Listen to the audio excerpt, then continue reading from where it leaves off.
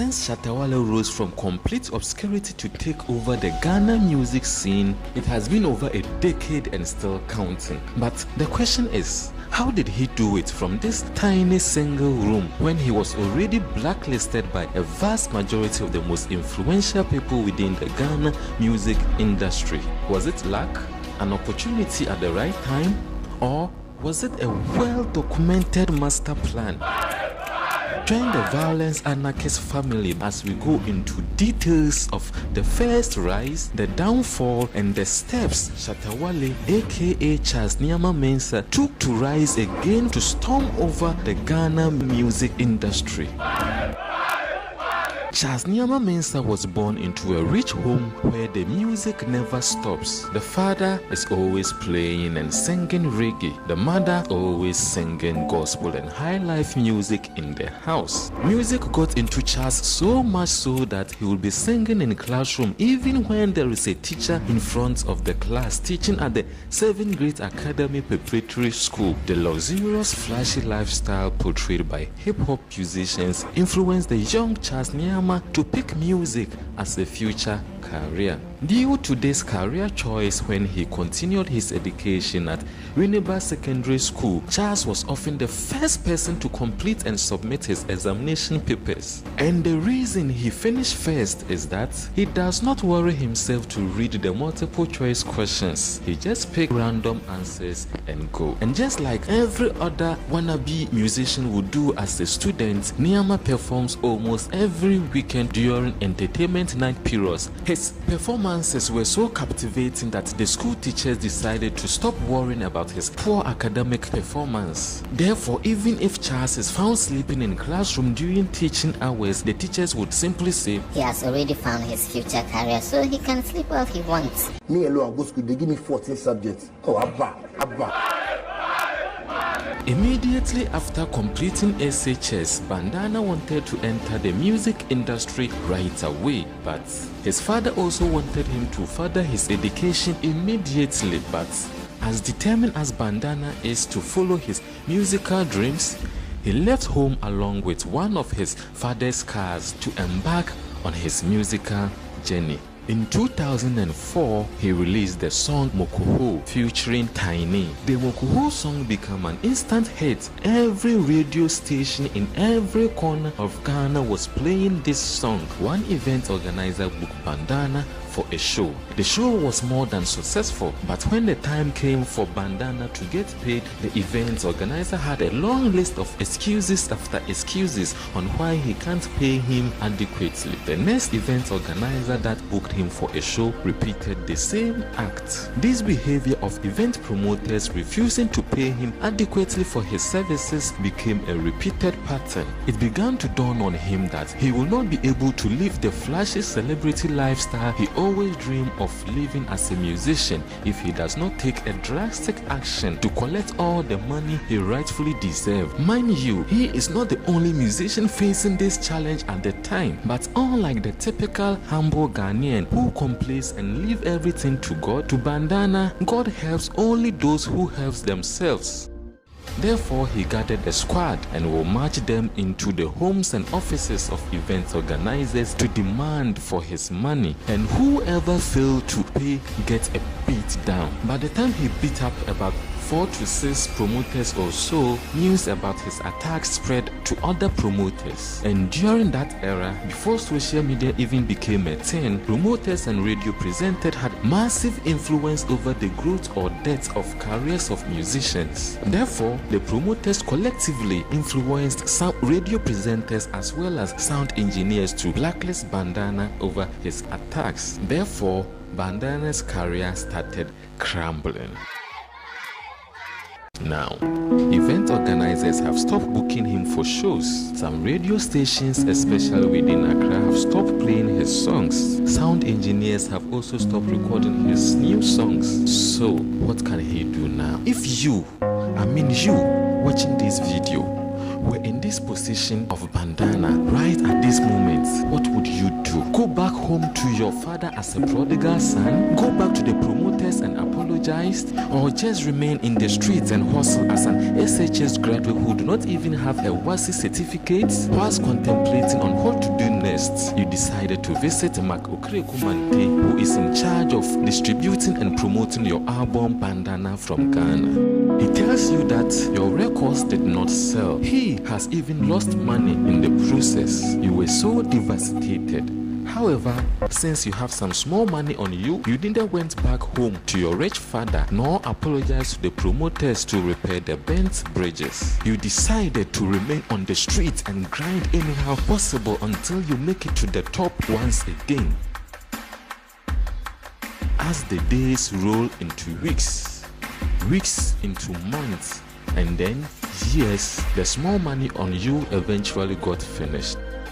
Now you are broke. Your girlfriend has also left you, so you move from one area to another area to perch with different friends, and when the girlfriends of your friends visit them at night, you either have to sit outside and wait with the mosquitoes or squeeze yourself into people's veranda to sleep. Through all of these, your passion for music was not lost. You were still writing songs.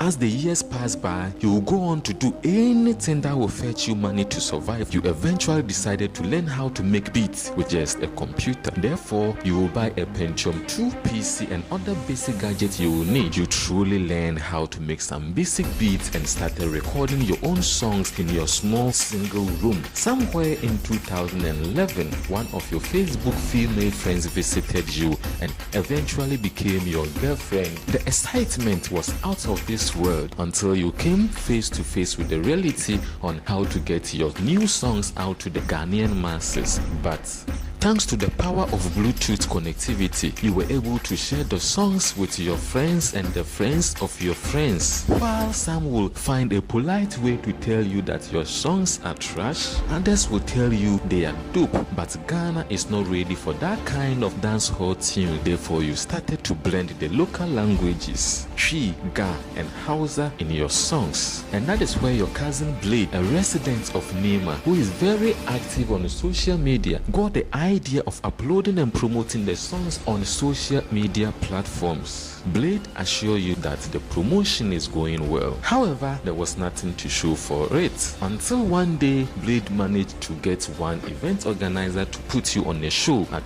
Nema. You went for the show and killed it. It was at this show that you started to believe in the power of social media, because you saw a couple of guys in the crowd who were singing along some of the new songs you were performing. The new songs that have never ever been played by any radio station in Ghana yet. It was also at this show that you met Dipoti and a few other guys who will later become the inner circle members of the Shatta movement for life later on in the future. From that day, you made the conscious decision to forget the industry players and build your music career mainly on social media. Therefore, you will go on to create a new Facebook page and a YouTube channel to promote your songs. Gradually, you started getting small shows to play, mostly at Tawala Beach. But at this point in your life, you were not even concerned about the payment anymore. You were focused on putting yourself on the map once again.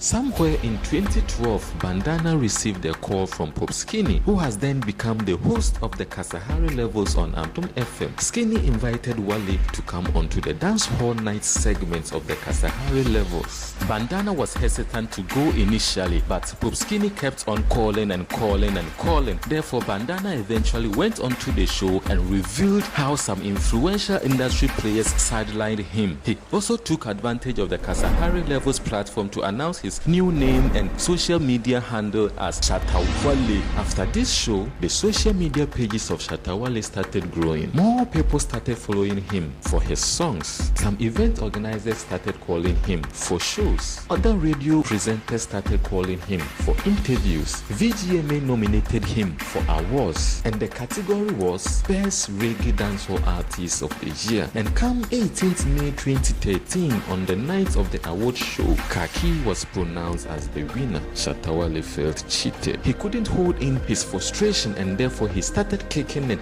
breaking chairs and anything in his way as he exited the building. He and his crew headed over to Tawala Beach to discuss what transpired at the event. Every member of the crew was disappointed in what Shatta Wale did. They were extremely mad at Wale for burning down the few bridges they've suffered to build with some of the industry stakeholders. At the time, Shatta Wale was staying with Blade and his mother at Nima Market.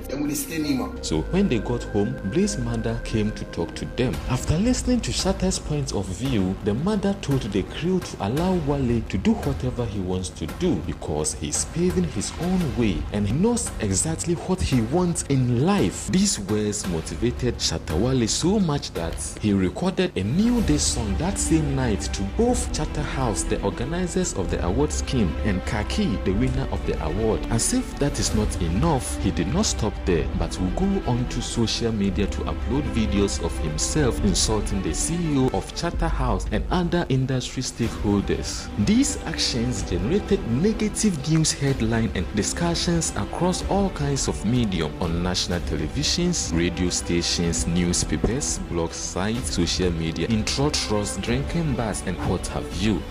Popskini feared for Shatta's career, therefore he invited him once again onto the Kasahari levels on Adom FM at Kokomlemle the following weekend. He went and defended his actions at the VGMA award night, and when they were done with the interview and stepped outside, what they came to meet on the streets of Adom FM was shocking.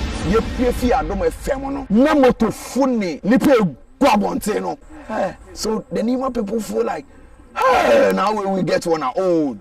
We could follow him. Me say, me krama potroka. No, so okuta. Mr. Logic, newe Toyota Corolla ana Blade kra ne ma meka. Blade no dikan. Wale ne di me do na me diachi. Ana moto fuwo diachi. Surprisingly, or perhaps unsurprisingly, all the negative news headlines generated by his actions elevated the Shatta Wale brand. His music got more downloads, his videos got more views, his socials got more followers. Shatta Movement for Life got more members. Bulldog joined the crew as manager. Sana Bandana catching say was, and I know what they do, but smoke we believe. Sometimes I some park openoka. We believe. And that was when the rest of the crew came to understand that controversy can be one of the greatest tools to success. Therefore, they collectively made a conscious decision to make the Shatta Wale brand a controversy magnet. 2 months after the VGMA incident, he released the video clips for the song Dance Hall King, which will become his biggest hit yet after Mokoho. Since then, it was hits after hits, such as Dance Hall Commando, Everybody Like My Thing, When Your Waist, You Can't Touch Me, Enter the Net, My Homeland, Olegono, Shatta City, and many more. Planned controversies after controversies, such as insulting Samini's mother, calling Stoneboy a cripple, insulting Tek-Tak and Obrafo as poor, calling Mark Okrekumante a fool, and a whole lot of unimaginable antics. To the surprise of critics who predicted a second downfall of Shatta Wale for beefing colleagues like Iwan, Samini, Exdo, VVIP, Chris Wadu, Kwakes, and many more in the years that followed, the outcome of the beefs shocked them. Come 2014, Shatta Wale will win the Reggae Dancehall Song of the Year Award, Artist of the Year, and Best Song of the Year Award from Vodafone Ghana Music Awards, Africa Artist of the Year Award from Nigeria Entertainment Awards, Best Entertainer Award from Arama, Best Song of the Year from Ghana DJ Awards, Best Performer of the Year from Bass Awards, Musician of the Year from Jigwe Awards. Guinness Ghana signed Shatta Wale as a brand ambassador in that same 2014. He will also go on a musical tour in United States of America. Washington DC, what I mean? All the people ready to hit him for Ghana already they say we will fly if you say we like. Don't say no like me and just ready to watch this and suck your mother. And in the last month of the year 2014, Shatta Wale rushed to the Kolebu Teaching Hospital to donate money and items to the children's ward. He also acted in the movie Never Say Never. In fact, 2014 was the year of Shatta Wale. 2015 wasn't actually any less though. During Ghana Meet Niger concert, Shatta Wale joined Sarkodie on stage to perform their 2 songs, Dancehall Commando and Mejewo Girl. Wale Wale's energy impressed Sarkodie so much so that Obede booked him for that year's Rapaholic concert. I gathered a crew and told them this was our chance. You know, we've been performing too much on Sapele stages and Wawa stages, you know. So if we've gotten the chance to be on a stage like Rapaholic, which was Sarkodie's show, we need to make a mark.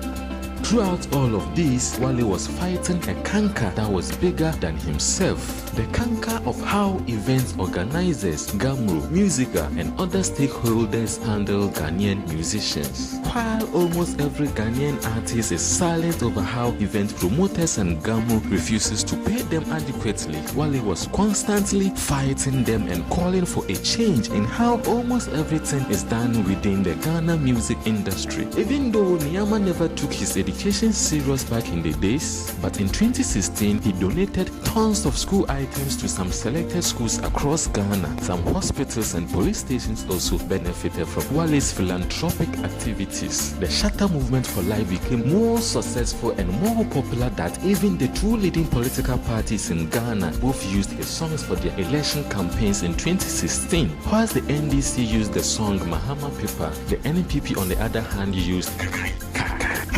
The epic success of Wale attracted top companies like Casapreco, Infinix, and Exim Bank to sign him as brand ambassador for their products and services. His energetic on-stage performance attracted Rush Energy Drink. The many beefs attracted Boss Baker Beef. After the Storm album attracted Storm Energy Drink.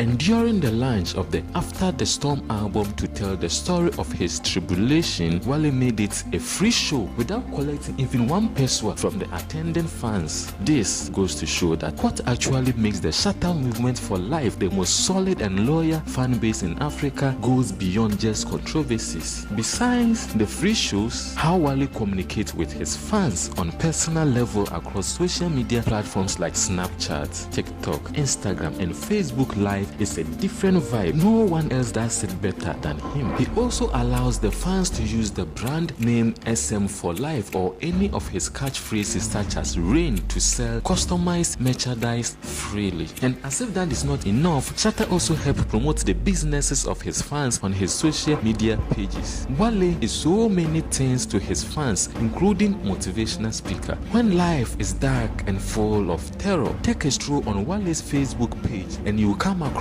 inspirational words of encouragement and motivation. This is why the fans religiously support and fight to defend their champion in every situation, as well as hype up every little achievement, such as on the 1st September 2016 when he returned from London where he had performed at the Indigo O2. Fans numbering almost 600 rushed to the Kotoka airport to welcome him back.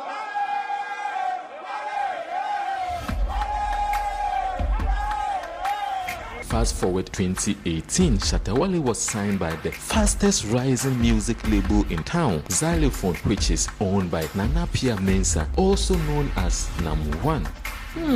Nam1.